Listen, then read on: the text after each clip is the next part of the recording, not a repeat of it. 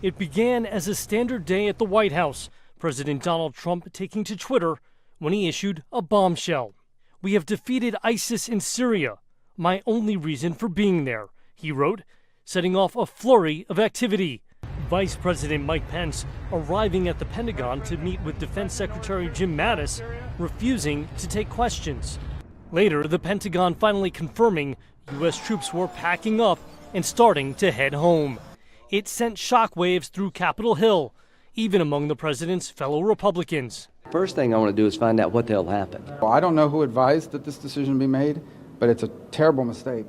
Officials say some of the 2,000 U.S. troops in Syria are already on their way home, but they are leaving a complicated battlefield, one on which they face not only Islamic State, but had to contend with Russian troops and forces loyal to Iran, sometimes working against IS, and always in support of Syrian President Bashar al-Assad, who may now have more freedom to challenge U.S. interests. If U.S. troops are removed, that deterrence variable is removed as well. But as recently as last week, top U.S. officials were warning Islamic State was far from done. 2,000 hardened fighters clinging to the last sliver of their self-proclaimed caliphate in the town of Hajin. Obviously, it would be reckless if we were just to say, well, the physical caliphate's defeated, so we can just leave now. White House officials say wiping out that last remnant will now fall to U.S. partner forces like the SDF, a group of mostly Kurdish militias.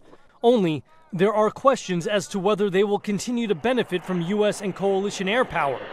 And sources tell VOA many may abandon the front lines to brace for a possible attack from Turkey, a longtime adversary of the Kurds.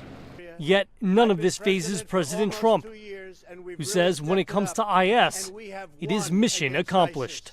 We've beaten them, and we've beaten them badly. We've taken back the land, and now it's time for our troops to come back home. Jeff Seldin, VOA News, Washington.